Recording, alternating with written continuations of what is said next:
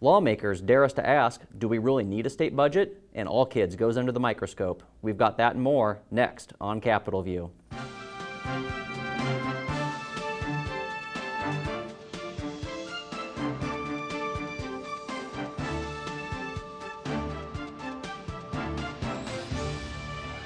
Hello and welcome back to Capitol View. We've had an exciting time in Springfield since the last episode. We've got some budget disasters to recount, not that that's really new anytime in Illinois. I'm John Patterson, your host this week, the state government editor for the Suburban Daily Herald from around Chicago. And joining me for a rousing discussion of state budget disasters and what it all means and what we're going to do next and why our lives never seem to change is Ray Long from the Chicago Tribune. Ray, thanks for being here. Good to be here, John. Joining us for the first time to help our panel out is Steve Butera from the Metro Networks Bureau at the Capitol. Steve, thanks for being here. Thanks for having me. And back again is Kent Redfield, the political science extraordinaire professor from the University of Illinois at Springfield. Kent, thanks for keeping us on course. Good to be here.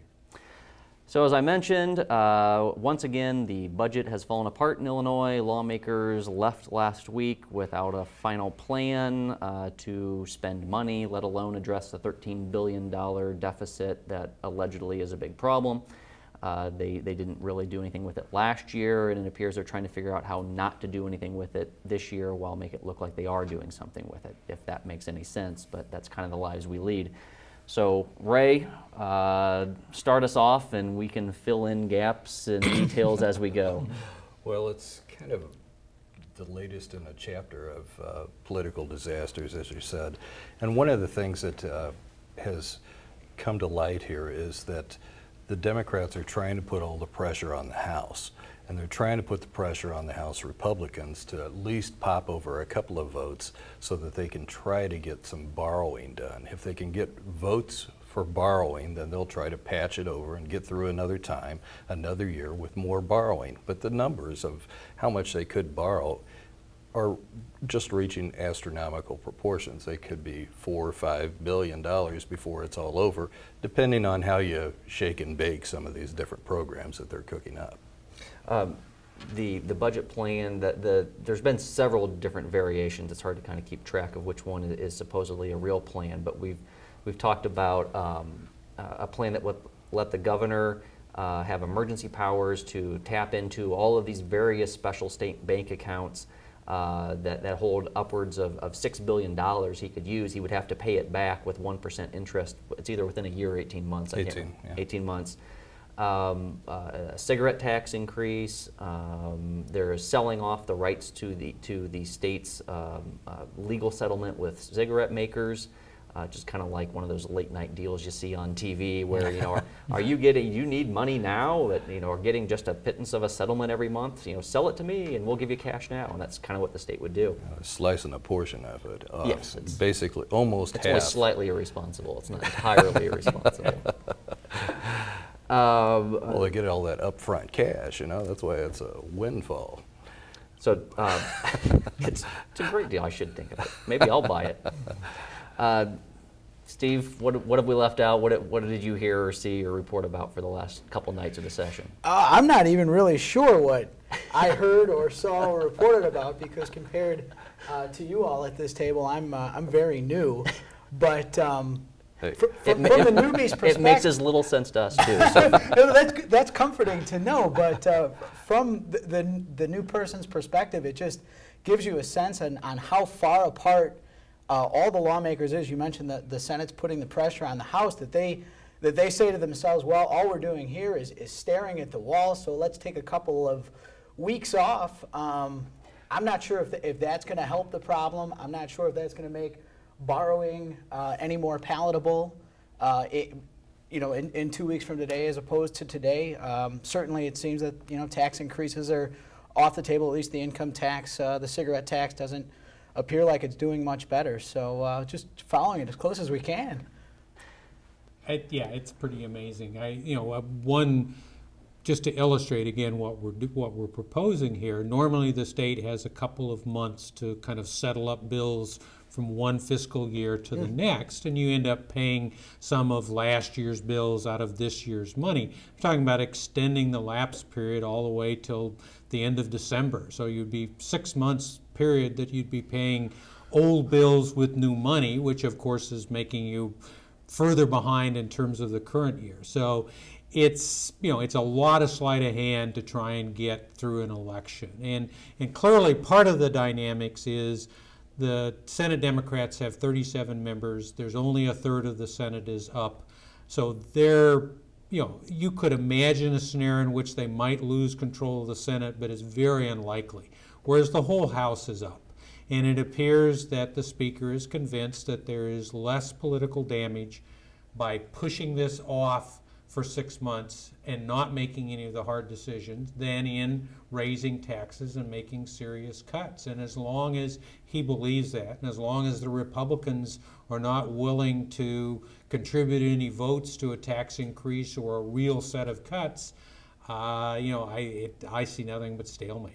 Yeah, there's been an interesting watching the two Democrat-controlled chambers, which I think so many people just assume are working in tandem, and it's all this, you know, Democratic combine set to mow everybody down on their way out of town.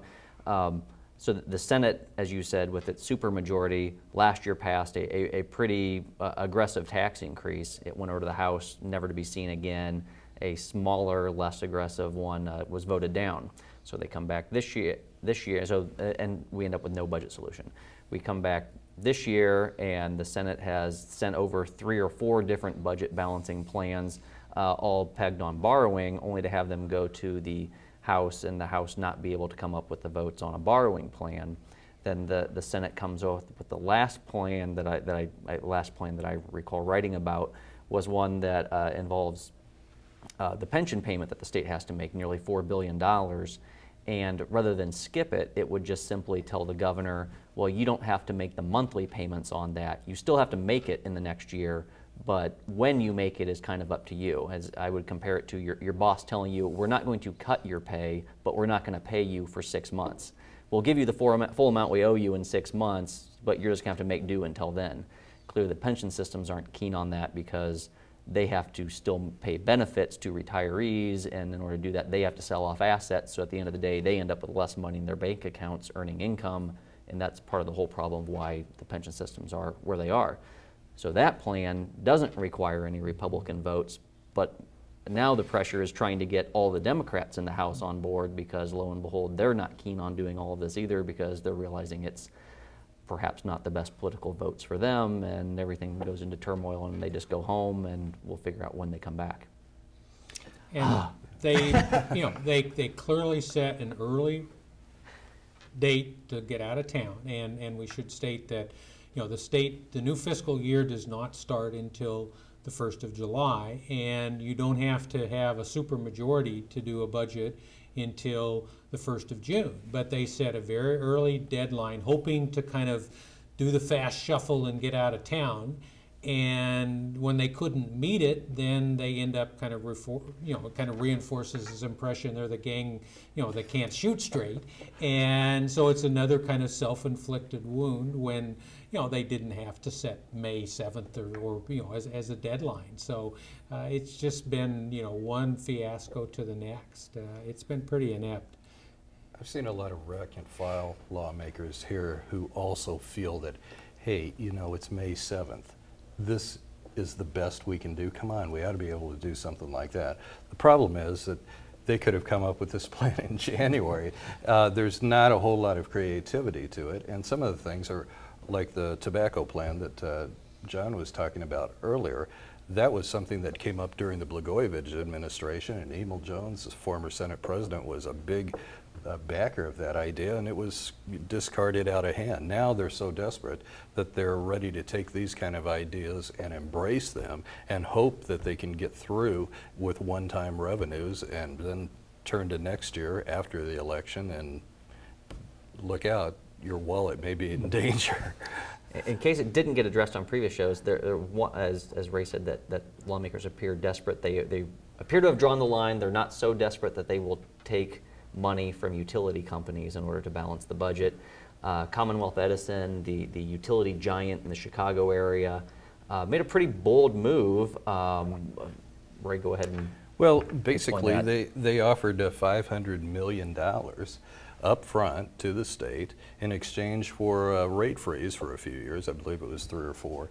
And the rate freeze would have maybe had rates a little bit higher for consumers had they not gone into an agreement.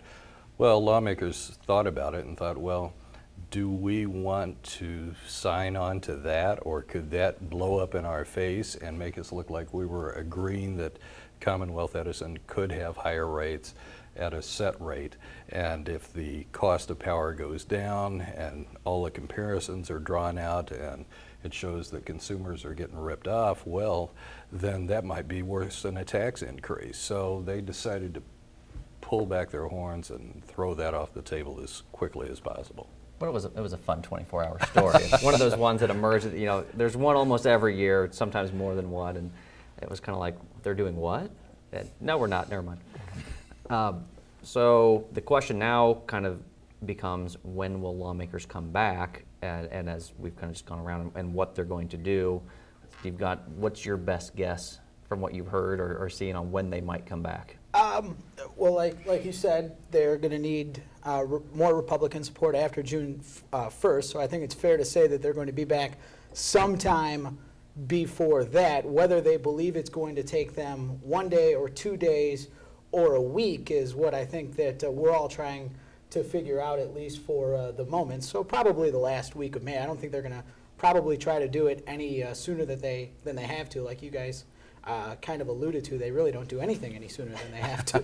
Yeah, they need to have some kind of pressure, you know, some kind of hammer over their head, and a lot of times the deadline will do it.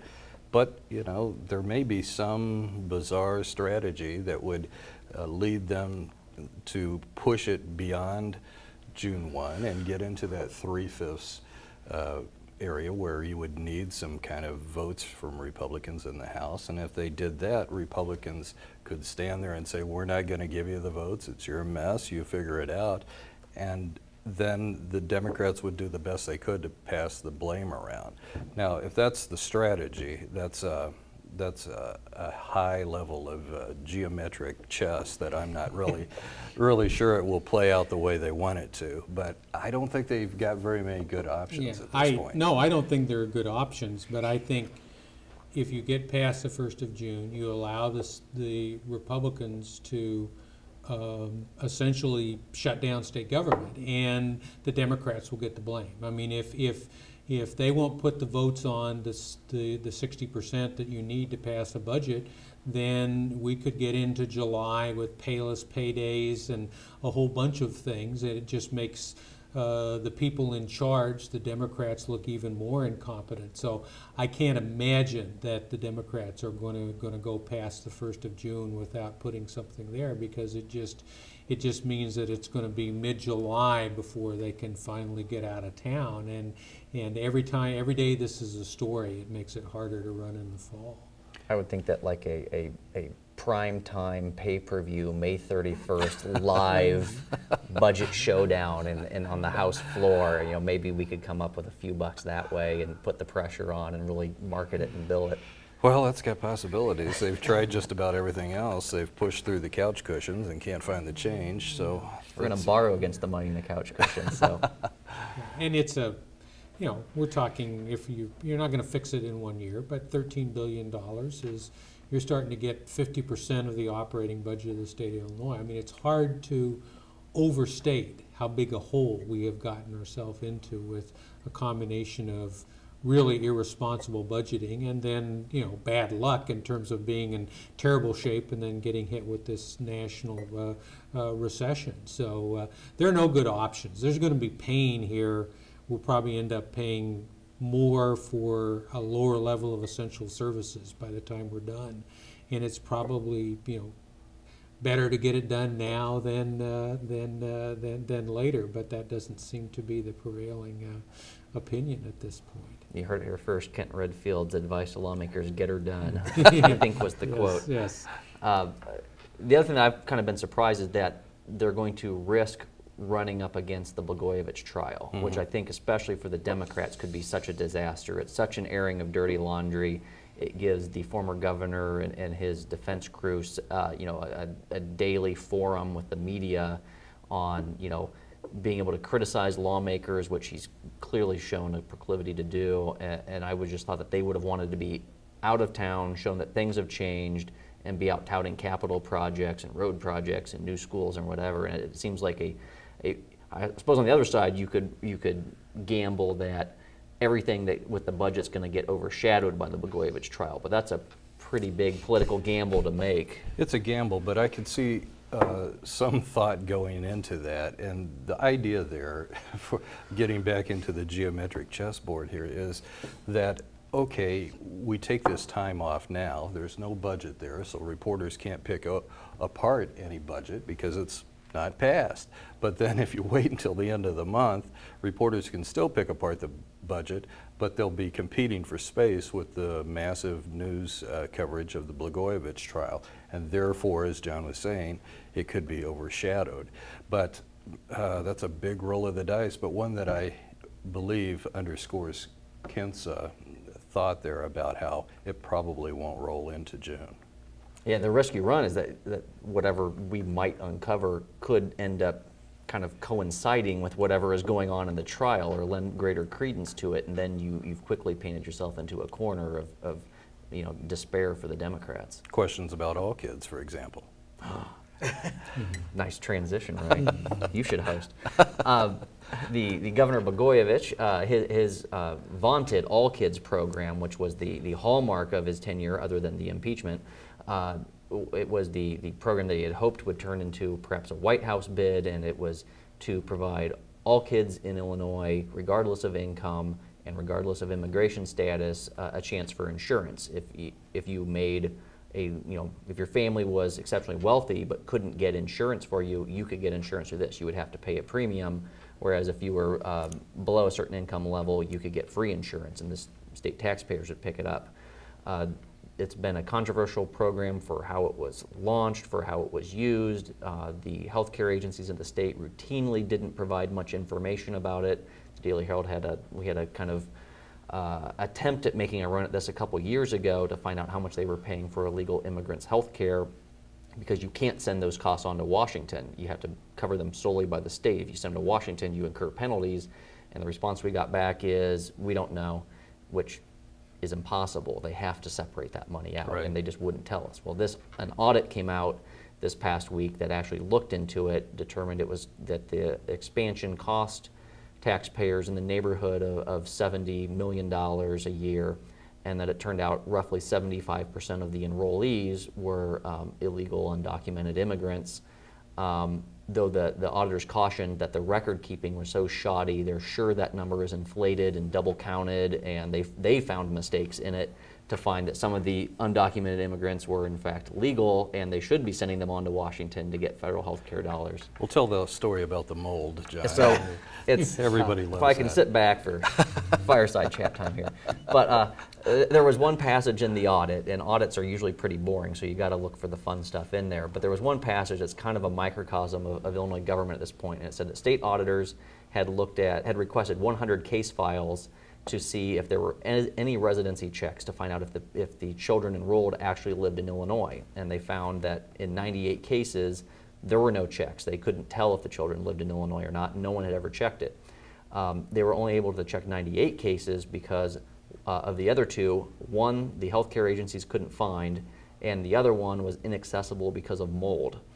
And that pretty much sums up Illinois in this day and age. 98% wrong, lost, and moldy for the other 2%. We should also note, although so much of state government doesn't work, there is one part of state government that really seems to work pretty well, and that's the Auditor General's office. And I think there's probably, if there's one politician in the state, if you can consider the Auditor General who's elected by the General Assembly a politician or a governmental official, let's say a governmental official, whose work is widely respected and who is widely respected, it's Bill Holland. And so it is Alva's just fascinating to see the thoroughness that they go about looking at programs like this, and just outrageous in terms of the administration, but again, always carefully documented by that office. It's interesting to see how the auditors kind of express their frustration in getting faulty information or not getting timely information, which were among the numerous findings.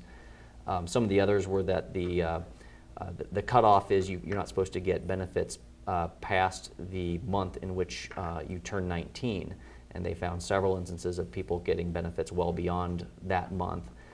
They found numerous instances of people continuing to get benefits even though their families had stopped paying premiums, and well beyond the grace period. I think it was either 30 or 90 days. I suppose in addition to Bill Holland, we should note that Julie Hamos, the new director for the state agency that oversees this, kind of inherited this mess, and in her response to the audit said, we agree with nearly all of these findings and will work to make sure that these things are corrected. However, she did note that in several cases it would require more staff and more resources, which we don't seem to have a lot of in Illinois these days. And it's another example of, I think it was the former budget director under Ryan who has said that, in 2003, budget problems, downturn, that would have been a normal time that you'd have passed a tax increase in Illinois. We didn't pass a tax increase, but then we immediately started spending like we'd passed a tax increase.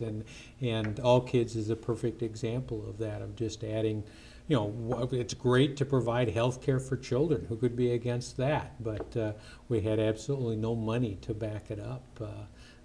And it's a perfect kind of metaphor for what's happened with the budget over the last decade.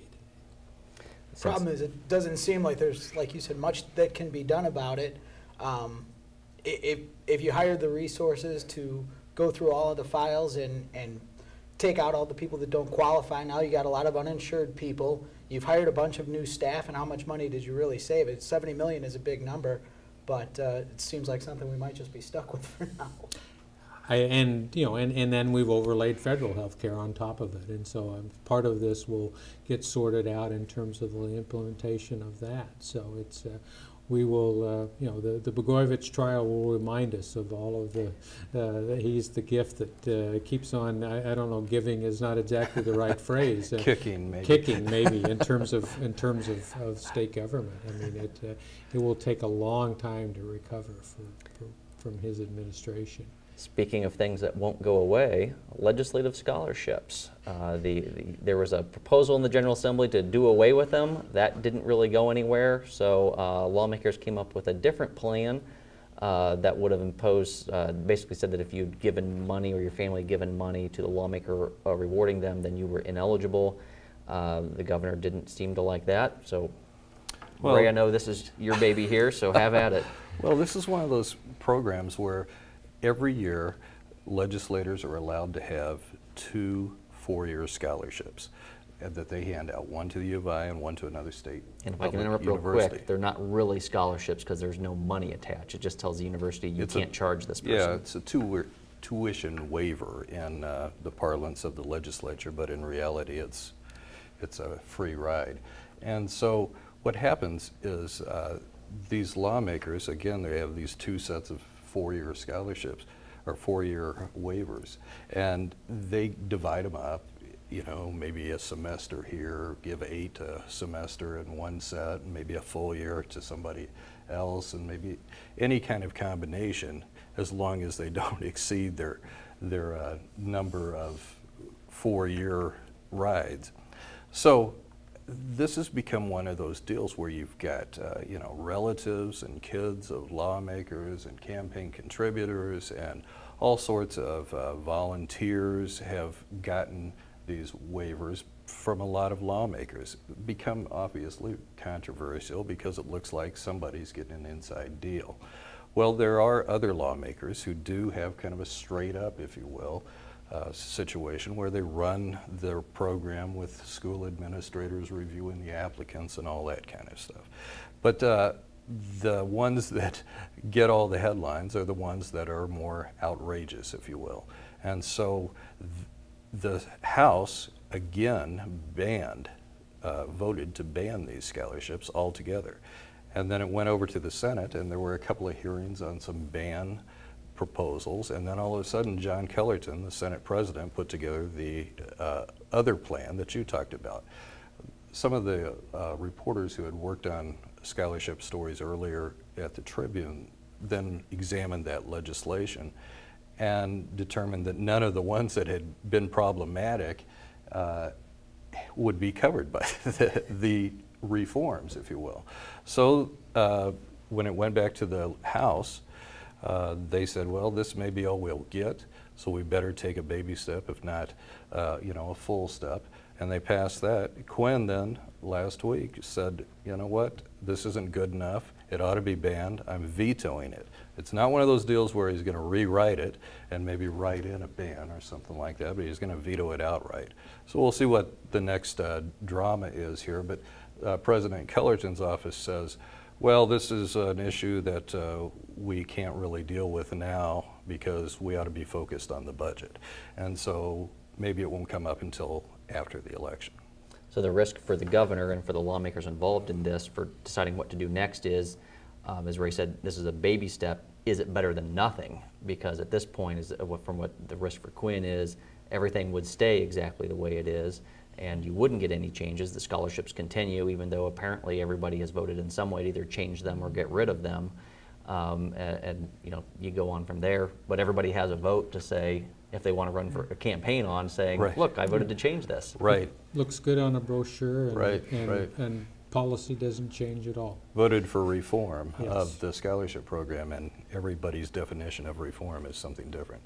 That'll be an interesting one. Should this session ever end, that we can move on to the veto session and figure out if they're actually going to do anything to override that or come back with an outright ban. Yeah, this is a program that's been in effect since 1905, so they're getting a lot of bangs out of their tuition waiver bucks.